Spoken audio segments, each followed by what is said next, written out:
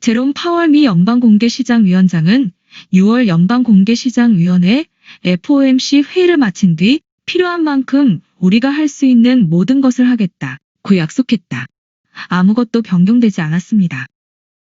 7월 회의는 되감기와 다시 재생되었습니다. 파월 장관은 7월 FOMC 회의를 마친 뒤 경기 회복이 가능한 오래 지속되고 경제에 지속적인 피해를 주는 것을 제한하기 위해 우리가 할 수 있는 것을 하기 위해 그리고 시간이 걸리는 한 우리의 도구를 사용하는 것에 전념하고 있다. 고 말했다. FOMC 회의나 파월의 기자회견은 큰 놀라움을 가져왔다.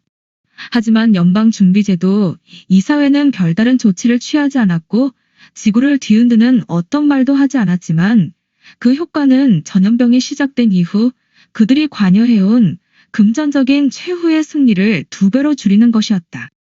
연방준비제도 이사회는 필요하다면 특별한 통화 정책이 무한대를 넘어서까지 유효하게 유지될 것이라고 시장을 효과적으로 보장했다.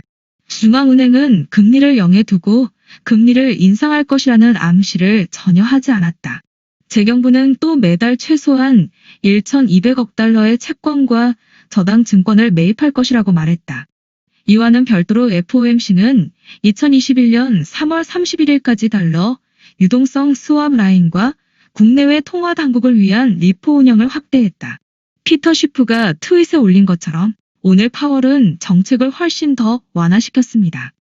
그는 지난 기자회견에서 시장을 안심시키기 위해 연방준비제도 이사회는 금리 인상에 대해 생각조차 하지 않고 있다고 말했습니다.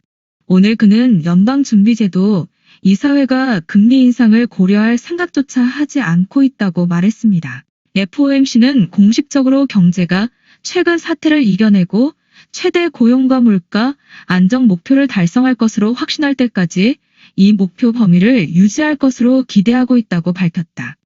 달리 말하면 끝이 보이지 않는다. 전반적으로 FOMC는 진정한 미래의 지침을 제공하기 위해 아무 말도 하지 않았지만 중앙은행가들은 그들이 새로운 현상인 QE 무한대에 전념할 것임을 분명히 했다. 다른 말로 하면 돈을 찍어내는 인쇄기는 계속해서 콧노래를 부를 것이고 통화가치 하락은 조금도 수그러들지 않고 계속될 것이다. 우리가 이번 주 초에 보고했듯이 통화 공급 증가율은 6월에 3개월 연속으로 사상 최고치를 기록했다. 우리가 이 수준의 통화 공급 증가를 본 유일한 때는 1970년대의 인플레이션 기간이었다. 일부 분석가들은 파월이 인플레이션의 망령에 대해 언급하고 무엇이 금리 인상을 유발할 수 있는지에 대해 약간의 힌트를 줄 것으로 예상했다. 파월은 그런 짓을 하지 않았다. 사실 그는 현 위기를 디플레이션 충격이라고 부르며 인플레이션 위협을 경시했다. 또 다른 트윗에서 슈는 파월이 더 이상 틀릴 수 없다고 말했다. 미국은 세계 역사상 가장 큰 인플레이션 시기 중 하나를 경험하려고 한다. 연방준비제도 이사회가 남긴 신뢰는 잃게 될 것이다. 미 연방준비제도 이사회 FRB가 조만간 대륙은행에 지불할 가치가 없게 될 것입니다. 경제에 관한 한 파월은 다소 비관적인 전망을 내놓았다. 그는 최근 몇 달간 급격한 하락세에 이어 경제활동과 고용이 다소 증가했지만 연초에는 수준에 한참 못 미친다고 말했다. 그리고 그는 COVID-19의 부활에 대해 우려를 표명하면서 경제가 나아갈 길은 엄청나게 불확실하며 바이러스를 억제하는 데 있어 상당 부분 우리의 성공에 달려 있을 것입니다. 라고 말했다. 파월은 또 바이러스를 다룰 수 있더라도 재개방이 잘 되고 많은 사람들이 다시 일하러 간다 하더라도 가까운 곳에서 많은 사람들이 모이는 경제의 일부 분야는 여전히 상당히 오랜 시간이 걸릴 것이라고 말하며 빠른 회복에 대한 기대를 거꾸로 했습니다. 그러나 COVID-19에 대한 파월의 초점은 더 큰 그림을 놓치고 있다. 연구원들이 내일 그 바이러스의 치료법을 발견했다고 해도 경제는 여전히 소생하지 못할 것이다. 우리가 보도했듯이 경제가 치명적인 상처를 입었다는 수많은 징후들이 있다.